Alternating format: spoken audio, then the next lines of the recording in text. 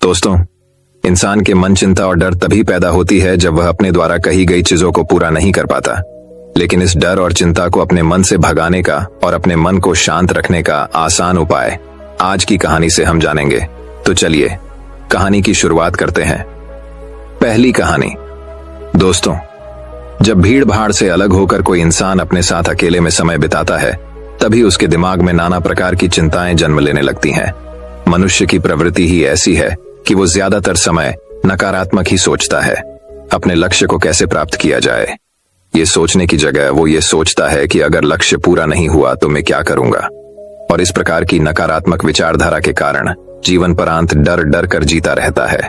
अगर पूरी बुद्धिमानी और सजगता के साथ इस डर को समझा जाए तो यही डर इंसान के पतन का कारण बनता है। ऐसा मनुष्य जो खुद पर संजय करता है, खुद पर संदेह करता है, भला वो कैसे सफल हो सकता है। लेकिन बुद्धिमानी से अगर इस डर का उपयोग किया जाए तो यही डर उसकी सबसे बड़ी ताकत बन सकता है। काश केवल एक बार उसने खुद पर विश्वास किया होता तो उसे मालूम होता है कि उसके डर में ही उसकी ताकत का रहस्य छुपा हुआ है। ये कहकर सन्यासी चुप हो गया और चुपचाप अपने कदमों पर ध्यान लगाते हुए जंगली घास पे से आगे बढ़ने लगा। संध्या का समय था। सन्यासी और एक लकड़हारा जंगल में से होकर गांव की तरफ निकल रहे थे। सन्यासी के ये शब्द लकड़हारे को कुछ समझ में नहीं आए। वो सोच रहा था कि डर में ताकत कैसे हो सकती है। डर तो आदमी को कमजोर बनाता है। अपने मन की उत्सुकता को जब वह काबू नहीं कर सका तो उसने सन्यासी से पूछा कि महात्मा, आप ये क्या कह रहे हैं कि डर में ताकत होती है? डर तो आदमी को कमजोर बनाता है। उसे तो अपना डर दूर करना चाहिए। करारा अपनी बात पूरी कर पाता उससे पहले ही उसे एक शेर की दहाड़ सुनाई दी। शेर की गर्जन सुनकर लकड़हारे का रोम रोम कांप गया। उसके कान खड़े हो गए। जंगल से जाती एक एक आहट उसे साफ सुनाई दे रही थी। उसके कदम वहीं पर जम गए थे। वो हिल भी नहीं पा रहा था। उसे पता था कि थोड़ी सी हरकत उसकी जान जोखिम में डाल सकती है। उसका दिल तो तेजी के साथ धड़क रहा था, लेकिन फिर भी वो अपनी सांसों पर काबू पाने का प्रयास कर रहा था। कुछ देर बाद जब खतरा टल गया तब सन्यासी ने कहना शुरू किया। सन्यासी ने कहा कि अभी जब तुम डरे हुए थे तो तुम्हारे शरीर का रोम रोम जाग गया था। जंगल से आ रही छोटी से छोटी आहट पर भी तुम्हारा ध्यान लगा हुआ था। तो इस प्रकार अपने मन के डर के कारण तुम होश में आ पाए, तुम पूरा ध्यान लगा पाए। इससे पहले जब तक तुम्हें शेर की दहाड़ सुनाई नहीं दी थी तब तक तुम अपने विचारों में खोए हुए थे। लेकिन जैसे ही तुम्हें शेर की दहाड़ सुनाई दी वैसे ही तुम्हारे सारे विचार गायब होकर हम वर्तमान में उपस्थित हो गए थे। यदि तुम्हें अभी शेर से बचकर भागना होता या फिर उससे लड़ना होता तो तुम्हें अपने शरीर की वो क्षमता देखने को मिलती जो आज तक जीवन में तुमने खुद भी महसूस नहीं की होगी। जब कोई कुत्ता तुम्हारे पीछे दौड़ता है उस समय तुम्हारी जो रफ्तार होती है वो तुम्हारी आम जिंदगी से कहीं ज्यादा होती है। साधारण जीवन में तुम इतने तेज नहीं दौड़ पाओगे जितना कि एक कुत्ते के सामने दौड़ पाओगे। ये ताकत कहें कि हमारे शरीर की क्षमता अभी देखने को मिलती है। जब हमारा मन डर में होता है, किसी डरावनी परिस्थिति में, हमारा मस्तिष्क और हमारा शरीर अपने उच्चतम श्रेणी में काम करता है। जो काम तुम आम जिंदगी में नहीं कर पाते वो तुम्हें डरा कर कराया जा सकता है। जहां पर भी तुम्हें डर का एहसास होता है वहीं पर तुम्हारी इंद्रियां पूर्ण रूप से सक्रिय हो जाती हैं। तुम्हारे कानों की सुनने की क्षमता तेज हो जाती है, दृष्टि एकटक हो जाती है, पूरी सजग हो जाती है, सक्रियता बढ़ जाती है। और जैसे जैसे वो डर खत्म होता है वैसे वैसे तुम सुप्त अवस्था में चले जाते हो। तुम सो जाते हो और तुम्हारे इंद्रिय फिर से आराम की स्थिति में चली जाती है। सन्यासी ने लकड़हारे से कहना जारी रखा कि परीक्षा से एक दिन पहले जो याद करने की तुम्हारी गति होती है वो साधारण याद करने की क्षमता से कहीं तेज होती है। सिर्फ एक बार याद किया हुआ तुम्हें परीक्षा के समय याद रह जाता है और तुम जानते हो कि ये सब परीक्षा के डर से ही होता है। इसीलिए डर को दूर करने की जगह इंसान को ये सोचना चाहिए कि वो अपने डर को ताकत कैसे बना सकता है। जिस प्रकार सुख और दुख, प्रकाश और अंधेरा एक ही सिक्के के दो पहलू होते हैं, उसी प्रकार डर और ताकत भी एक ही सिक्के के दो पहलू होते हैं। जिस प्रकार रोशनी के बिना अंधेरा पूर्ण नहीं होता, सुख के बिना दुख पूर्ण नहीं होता, उसी प्रकार डर के बिना ताकत का भी कोई महत्व नहीं है। लकड़हारा सन्यासी के ज्ञान से बहुत प्रभावित हुआ।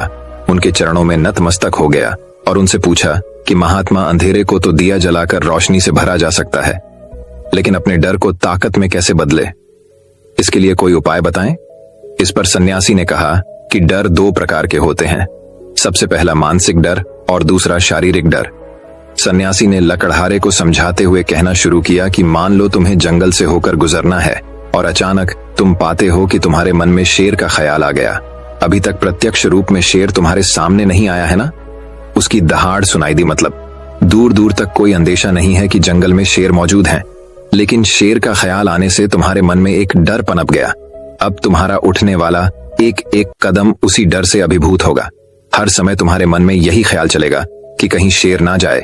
ये शेर वर्तमान में तुम्हारे सामने नहीं है, ये तुम्हारी बहुविषयक की कल्पना है। इसी प्रकार जो मनुष्य अतीत और भविष्य की चिंताओं में डूबा रहता है, वो मानसिक डर का शिकार होता चला जाता है। इसी विडंबना के कारण वो अपने जीवन में जीतने भी निर्णय लेता है। वो सारे मानसिक डर से ग्रसित होते हैं। इसीलिए ज्यादातर मनुष्य पूर्ण रूप से अपने निर्णय पर भरोसा नहीं कर पाते हैं, और यही निर्णय या फिर फैसले जो आधे मन से लिए जाते हैं, मनुष्य के कार्य को पूरा नहीं होने देते। लेकिन यह भी सत्य है कि मानसिक डर के कारण ही इंसान अपनी तैयारी पूरी करता है। अगर तुम्हारे मन में शेर का ख्याल नहीं आएगा तो तुम शेर से सुरक्षा के लिए कोई भी कदम नहीं उठाओगे। लेकिन अगर तुम्हें शेर का ख्याल आ गया तो तुम उससे सुरक्षा के लिए कोई ना कोई तरीका जरूर अपनाओगे। तो इसीलिए मानसिक डर बेकार नहीं होता, वो आपकी सुरक्षा को और ज्यादा मजबूत भी करता है। लेकिन समस्या तब शुरू होती है जब आप चाहकर भी कुछ नहीं कर सकते, लेकिन उसके बावजूद आप मानसिक डर झेल रहे होते हो। उदाहरण के लिए कुछ मनुष्य हमेशा ये सोचते रहते हैं कि उन्हें कोई बीमारी ना हो जाए, कहीं उनके साथ कोई दुर्घटना घट जाए, कहीं उनके साथ कोई धोखा ना कर दे। लेकिन इन सब घटनाओं पर उनका कोई जोर नहीं होता है, ये उनके हाथ में नहीं होता है। अगर दुर्घटना होनी होगी तो होगी ही, अगर बीमारी होनी होगी तो होगी ही। अच्छा खान पान और अच्छी दिनचर्या का पालन करने के बाद भी अगर कोई मनुष्य बीमार हो जाता है तो ये उसके नियंत्रण के परे की बात है।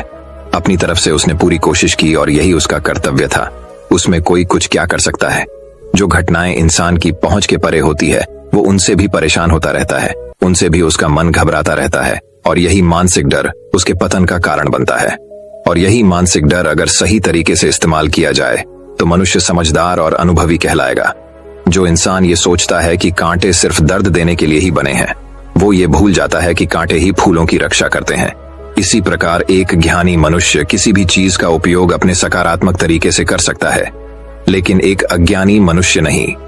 वह अपनी अज्ञानतावश उन चीजों को भी छोड़ देता है जो उसके लिए उपयोगी होती है। विवेकशील मनुष्य फेंके गए पत्थरों का भी महल खड़ा कर लेता है, लेकिन एक अज्ञानी मनुष्य उन पत्थरों को दूसरों पर फेंकता रहता है। अगर किसी मनुष्य को अपने मानसिक डर को ताकत में बदलना है तो उसके कुछ नियम हैं, कुछ उपाय है। सबसे पहला उपाय अपने विचारों का निरीक्षण। अगर हम अपने जीवन में अपने विचारों का निरीक्षण करेंगे तो हम पाएंगे कि ज्यादातर विचार हमारे काल्पनिक होते हैं, और इसीलिए जो डर उन विचारों के कारण पनपता है वो भी काल्पनिक होता है। ज्यादा सोचने वाले लोगों को जब सोचने के लिए कुछ नहीं मिलता तो वो निरर्थक बातों के बारे में सोचने लगते हैं, और वो बेकार के विचार उसे तो परेशान करते ही हैं, साथ के साथ उसके परिजनों को, उसके सगे संबंधियों को भी परेशान करते हैं। इसीलिए ज्यादा सोचने वाले लोगों को यह समझना चाहिए कि मन में उठ रहे तमाम विचारों में से काम के विचार कौन से हैं और बेकार के विचार कौन से हैं। जो निरर्थक विचार हो उन्हें दूर करते जाओ, और जो सार्थक विचार हो उनको गहराई से सोचना शुरू करो। तभी तुम्हारी समस्याओं के, तुम्हारी उलझनों के उपाय निकलेंगे। मानसिक डर को दूर करने का दूसरा उपाय है उसका सामना करना। इसका मतलब यह नहीं है कि तुम शेर के सामने जाकर खड़े हो जाओ, बल्कि इसका मतलब यह है कि पूर्ण सुरक्षा के साथ तुम जंगल में जा रहे हो।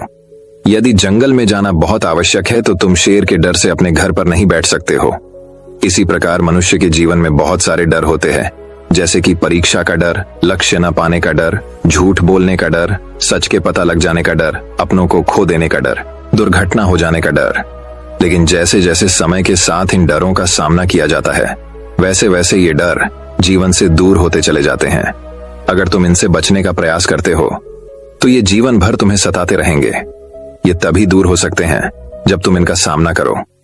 कुछ लोगों को तो दूसरों के सामने खुलकर बात करने में भी डर लगता है। ऐसे लोगों को अनजान लोगों से बात करनी चाहिए। जितना वो लोगों से बात करेंगे उतना उनके मन का डर दूर होता जाएगा। मानसिक डर को ताकत में बदलने का तीसरा उपाय है अपने डर को स्वीकार करना। बहुत से लोग अपने जीवन में अपने हार को स्वीकार ही नहीं कर पाते। अगर आप उनसे पूछेंगे कि उन्हें किस चीज से डर लगता है तो वह साफ इनकार कर देंगे कि उन्हें किसी चीज से कोई डर नहीं लगता। लेकिन दूसरों की नजरों में ऊंचा उठने के लिए ये झूठ उन्हें बहुत महंगा पड़ता है। अगर वो अपने डर को स्वीकार करना नहीं सीखेंगे तो वो जीवन पर्यंत उस डर से मुक्त नहीं हो पाएंगे। इसीलिए समझदारी इसी में है कि अपने डर को स्वीकार कर लिया जाए। अगर आपको किसी चीज से डर लगता है तो किसी से शर्माने की या झिझकने की जरूरत नहीं है। हर मनुष्य को, हर इंसान को किसी ना किसी चीज से डर लगता ही है, और आप पाएंगे कि जैसे ही आप अपने डर को स्वीकार करते हैं वैसे ही आपका डर खत्म होना शुरू हो जाता है। और जितना आप अपने डर को छुपाने की कोशिश करेंगे आपका डर उतना ही मजबूत होता चला जाता है।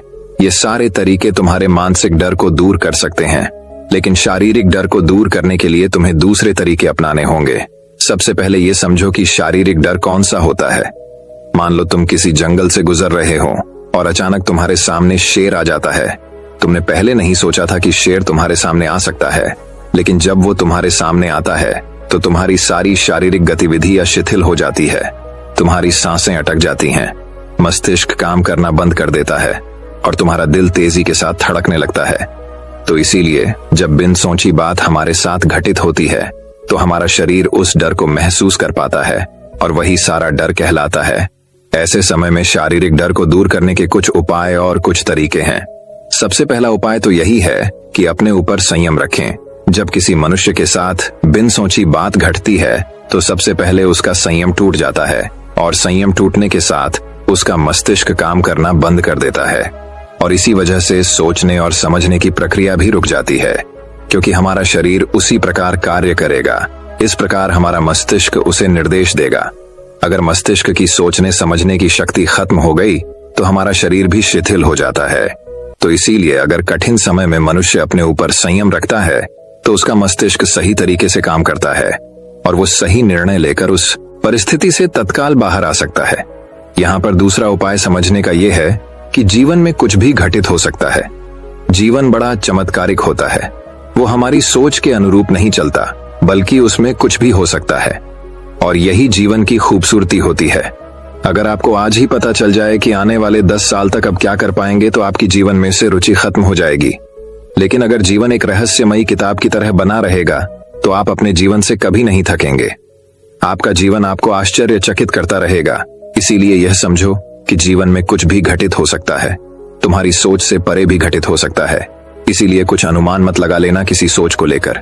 सन्यासी ने अपनी बात खत्म करते हुए कहा कि इन तरीकों से तुम अपने मानसिक और शारीरिक डर को दूर कर सकते हो और आनंद से भरा हुआ जीवन जी सकते हो।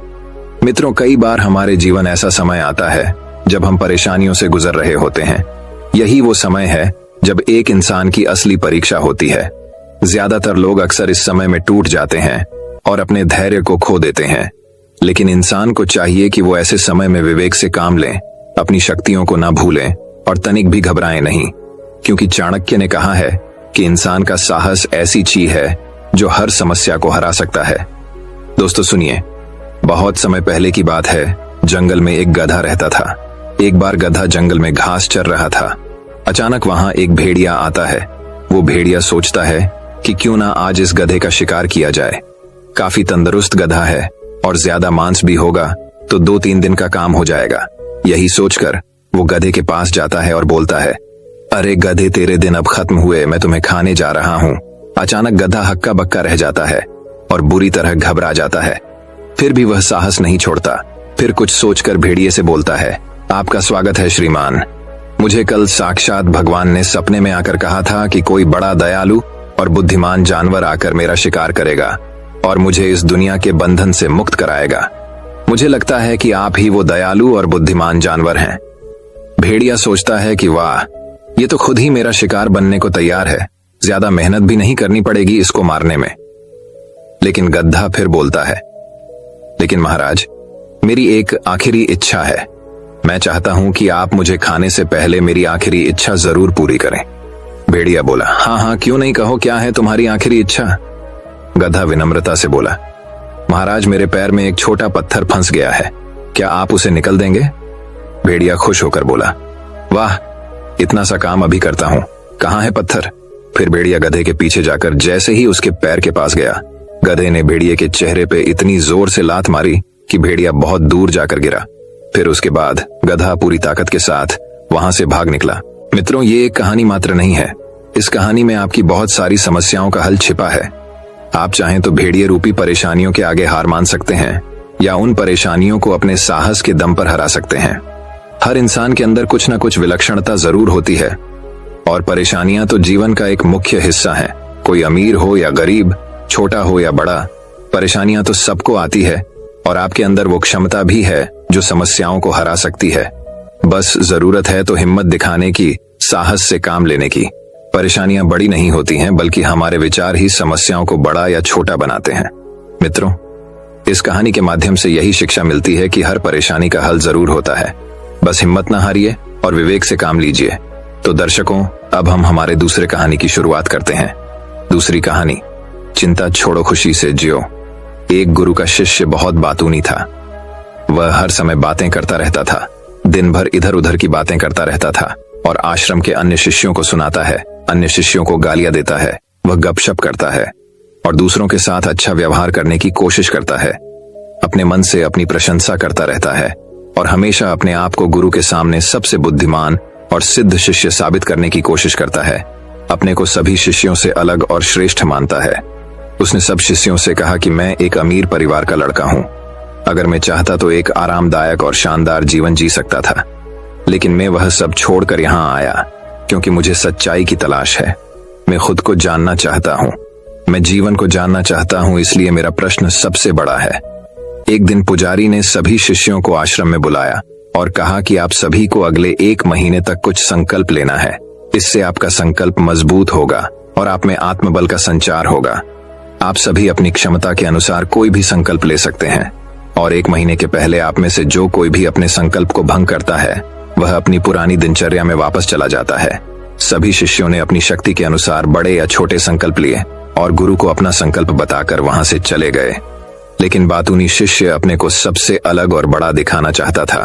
तभी वह गुरु की झोपड़ी में पहुंचा और बोला कि मुझे कोई छोटा संकल्प नहीं करना है, बल्कि अपने जैसा कोई बड़ा और महान संकल्प करना है। कृपया बताएं कि मैं कौन सा संकल्प लूं।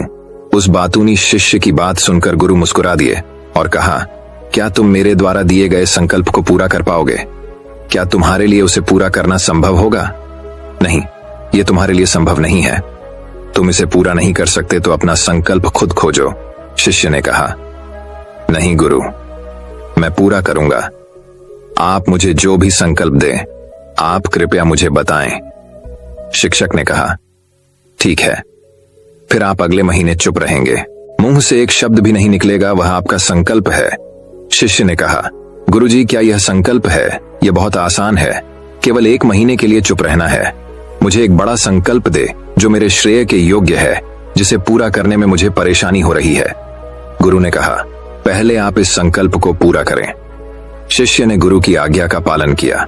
वह उसी समय चुप हो गया और मुड़ा और झोंपड़ी से बाहर चला गया। उसे चुप रहना बहुत आसान लगा। उसने किसी तरह चुपचाप एक दिन बिताया, लेकिन दूसरे दिन से उसके मन में न बोलने का बोझ बढ़ने लगा। तीसरे दिन उन्हें भारीपन महसूस होने लगा और चौथे दिन एक अजीब सी बेचैनी होने लगी, क्योंकि आश्रम के सभी शिष्य आपस में बात कर रहे थे।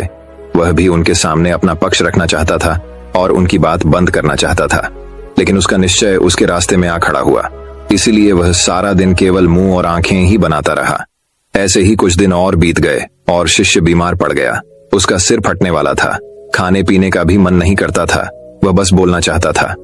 वह मास्टर जी के पास गया और उनके सामने बैठ गया और उन्हें लिखकर कहा, मास्टर जी, मुझे बोलना है, बिना कहे मुझे सांस नहीं आ रही है, मेरा दम घुट रहा है, मैं अंदर से पागल हो रहा हूँ।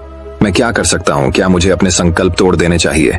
मास्टर जी ये पढ़कर मुस्कुराए और कहा कि संकल्प तो टूटने के लिए होते हैं, लेकिन जो व्रत को पूरा करता है वही अपने भीतर की शक्ति को बढ़ा सकता है, और जो अपनी आंतरिक शक्ति को बढ़ा लेता है वही जीवन के पथ पर आगे बढ़ता है। बुद्धि और जागृति, संकल्प लेना आपके हाथ में था और उसे तोड़ना आपके ऊपर है। आपके अनेक सह शिष्य संकल्प तोड़कर अपनी दिनचर्या में लौट आए हैं। अगर आप ऐसा नहीं कर पा रहे हैं तो आप अपने संकल्प को तोड़ भी सकते हैं और अपनी पुरानी दिनचर्या में वापस जा सकते हैं। लेकिन याद रहे, अगर आज आप इस छोटे से संकल्प को संभाल नहीं पा रहे हैं तो बाकी जिंदगी कैसे संभालोगे? मुझे शक है बाकी फैसला पूरी तरह तुम्हारे हाथ में है। वैसे भी फैसला पूरी तरह तुम्हारे हाथ में वो बिना कुछ कहे वापस चला जाता है और खुद को अपनी झोपड़ी में बंद कर लेता है।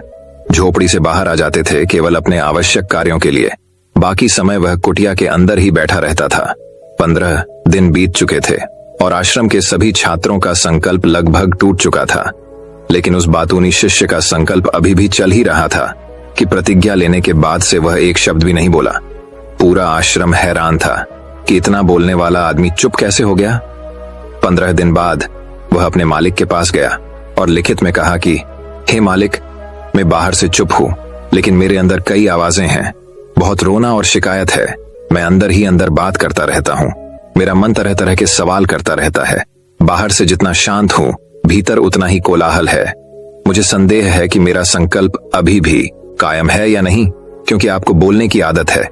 आप बाहर से भले ही खामोश हों, लेकिन अंदर ही अंदर कहते रहते हैं कि आपको इन बातों और आवाजों से दूर जाना होगा। शिष्य गुरु को प्रणाम करके चला जाता है और भोर होते ही वह अपनी कुटिया छोड़कर जंगल में चला जाता है। कई दिन बीत जाते हैं और संकल्प का समय भी पूरा हो जाता है, पर वह शिष्य वापस नहीं आता। आश्रम में सभी को डर था कि जंगली जानवरों ने उसे खा लिया है। इस दौरान लोगों ने उसे खोजने का काफी प्रयास किया, लेकिन वह कहीं नहीं मिला। गुरु के सभी शिष्यों ने स्वीकार किया था कि जंगली जानवरों ने उन्हें अपना शिकार बनाया है, लेकिन मास्टर जी को ऐसा नहीं लगा। एक दिन आश्रम का एक शिष्य गुरु के पास आया और बोला, गुरु जी, बातूनी शिष्य को क्या हुआ? जानवरों ने मार डाला होगा। मालिक ने कहा, हो सकता है जानवरों ने उसका शिकार किया हो, लेकिन उसके न लौटने का कोई और कारण हो सकता है। हो सकता है कि वह जिस चीज के लिए वहां गया था वह मिल गया हो। शिष्य ने पूछा कि क्या ज्यादा बोलना हानिकारक है? गुरु ने कहा, यह भी मानव जीवन के कई दुखों में से एक है कि वो कभी चुप नहीं रह सकता। वो हमेशा कुछ ना कुछ कहता रहता है। हमारा आधे से ज्यादा दुख हमारे अकेले बोलने से होता है। ज्यादातर परिवारों के झगड़े की वजह हमारी बेवजह की बातें होती हैं। हम में से कोई भी चुप नहीं रहना चाहता। हम सिर्फ सामने वालों से कहना चाहते हैं।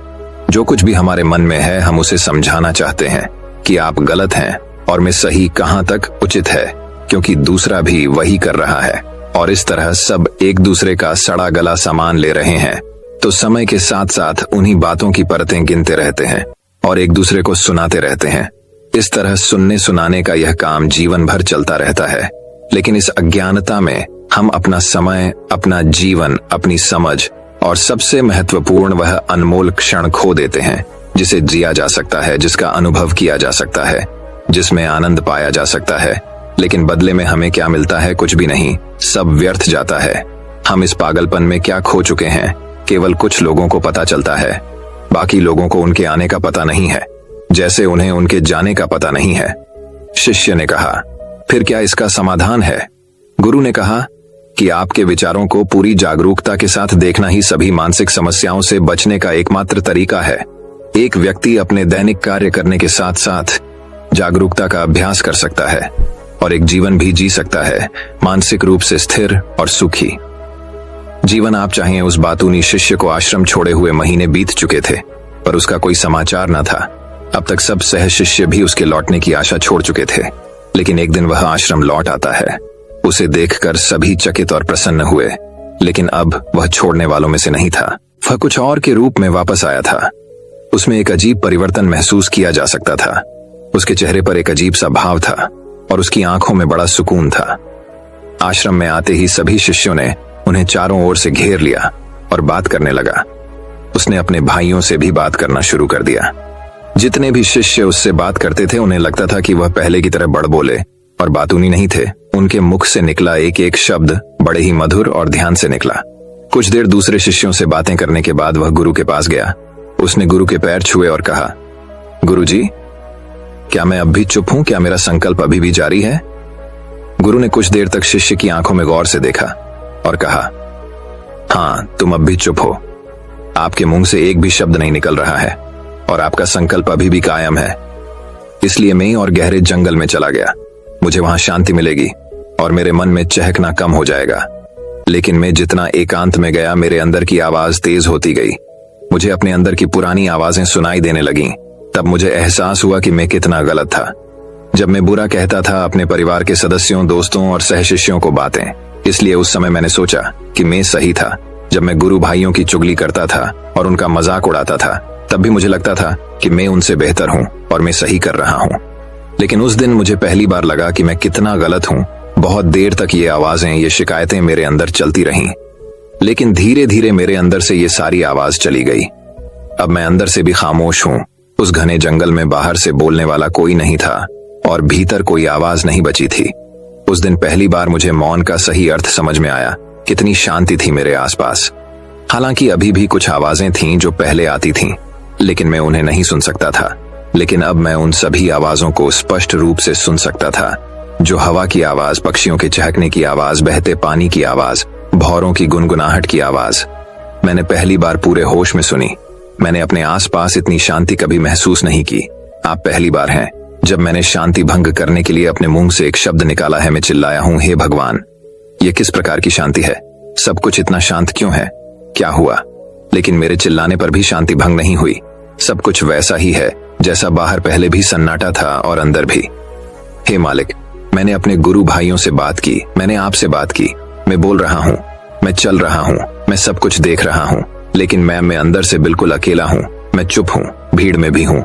मैं अकेला हूँ और अंदर से अकेला हूँ। मैं तब भी अकेला हूँ जब मैं अपने आप में शोर मचाना चाहता हूँ। अब सब कुछ दिखाई देता है, सब कुछ सुना जाता है। गुरु ने कहा, जब तक बाहर बातें करते रहेंगे भीतर अशांति होगी। जिस दिन हम अपने भीतर की ओर मुड़ेंगे तो हमारे मुंह से जो भी निकलेगा हम शांत रहेंगे। दुनिया में जितनी भी बुराइयां हैं वे ज्यादातर हमारे बोलने से ही पैदा होती हैं, क्योंकि हम चुप नहीं रहना चाहते। हम जरूरत से ज्यादा बात करते हैं। हम दूसरे व्यक्ति की बात नहीं सुनना चाहते हैं, बल्कि चाहते हैं कि वह बात करना बंद कर दें। हम उसे बताना चाहते हैं कि मैं कौन हूं। हम उसे अपनी सारी क्षमताएं दिखाना चाहते हैं। बस यही हमारे जीवन का उद्देश्य रह जाता है। कभी एक दूसरे को सुनना नहीं चाहते, समझना नहीं चाहते। उन्होंने कभी चुप रहना नहीं सीखा, क्योंकि खामोश रहने से ही वो खुद को छोटा महसूस करते हैं। दुनिया के सारे युद्धों की वजह हमारी ही बोलती है, इसलिए हमें उतना ही बोलना चाहिए जितना जरूरी हो, क्योंकि बेकार की बातें करने से ऊर्जा बर्बाद होती है और बोलने से हम कभी अंदर की ओर नहीं मुड़ते, क्योंकि वो हमें बाहर की ओर खींचती रहती है। और क्या क्या इस दुनिया के अलावा कोई बाहर है, लेकिन अगर हम अपने भीतर की दुनिया की ओर मुड़ना चाहते हैं तो इस मुंह को बंद रखना चाहिए। इसलिए जो सभी प्रबुद्ध हो गए हैं एकांत की ओर भाग गए, ताकि उन्हें ज्यादा न बोलना पड़े, न ज्यादा सुनना पड़े। वे अकेले रहें और शांत रहें, ताकि वे आसानी से भीतर की यात्रा कर सकें। लेकिन कोई चाहे तो इस दुनिया में रहकर भी एकांत में रह सकता है, शांत रह सकते हैं। लेकिन इसके लिए उन्होंने अपनी ऊर्जा बचाई होगी, जिसे वे व्यर्थ की बातों में बर्बाद कर रहे थे। दोस्तों, इस कहानी की सीख यह है कि व्यर्थ बोलने से आपकी ऊर्जा नष्ट होती है, और ऐसा कहना हमें वापस भीतर नहीं जाने देता, क्योंकि यह हमें बाहर की ओर झुकाए रखता है। और जो अपने भीतर की यात्रा करना चाहते हैं उन्हें अपना मुंह बंद रखना चाहिए। दोस्तों, मैं उम्मीद करता हूं कि यह कहानी सुनने से आपके जीवन में अच्छे बदलाव आए होंगे। आपको इस वीडियो से क्या सीखने मिला, ये कमेंट करके जरूर बताइए। और अपने परिवार, दोस्तों या आपके करीबी इंसान के साथ ये कहानी शेयर करके उन्हें भी इस ज्ञान से परिचित करवाए। बाकी अगर आपको यह वीडियो दिल से अच्छी लगी हो तभी इस वीडियो को लाइक कर देना, और आपने अब तक इस चैनल को सब्सक्राइब न किया हो तो चैनल को सब्सक्राइब भी जरूर कर देना। आपका हर दिन शुभ हो और खुशियों से आपका जीवन भरा रहे। धन्यवाद। नमो बुद्धाय।